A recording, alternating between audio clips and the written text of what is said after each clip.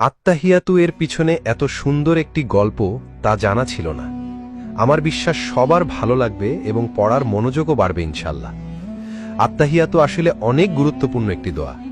এই দোয়াটার পিছনের গল্পটা জানার পর সত্যি আমার হৃদয়টা অনেক কোমল হয়ে গেছে। আত্তাহিয়াতু আসলে আল্লাহর সাথে আমাদের মহানবী সাল্লাল্লাহু আলাইহি ওয়াসাল্লাম কথোপকথন একটা অংশ, যা আমাদের মহানবী সাল্লাল্লাহু আলাইহি ওয়াসাল্লাম ইসরায়েল মিরাজ যাত্রার সময় হয়েছে মহান আল্লাহর সাথে। মহানবী সাল্লাল্লাহু আলাইহি ওয়াসাল্লাম যখন আল্লাহর সাথে কথোপকথন শুরু করে তখন আল্লাহকে আসসালামু আলাইকুম বলেননি। তাহলে কি বলেছিল? কারণ আমরা মহান আল্লাহকে বলতে পারবো না আল্লাহ আপনার উপর শান্তি নাজিল হোক, কারণ আল্লাহ নিজেই একমাত্র পৃথিবীর সকল শান্তির এবং রহমতের উৎপত্তিস্থল।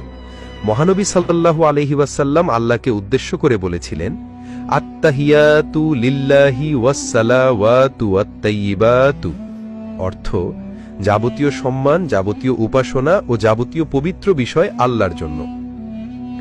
উত্তরে মহান আল্লাহ বলেন, আসসালামু আলাইকা আইয়ুহান নাবিয়্যু ওয়া রাহমাতুল্লাহি ওয়া বারাকাতুহু, অর্থ হে নবী, আপনার উপরে শান্তি বর্ষিত হোক এবং আল্লাহর অনুগ্রহ ও সমৃদ্ধিসমূহ নাজিল হোক। এতে মহানবী সাল্লাল্লাহু আলাইহি ওয়াসাল্লাম বলেন, আসসালামু আলাইনা ওয়া আলা ইবাদিল্লাহি সলিহিন, অর্থ আল্লাহর সমৃদ্ধি শান্তি বর্ষিত হোক আমাদের উপরে এবং আল্লাহর সৎকর্মশীল বান্দাগণের উপরে।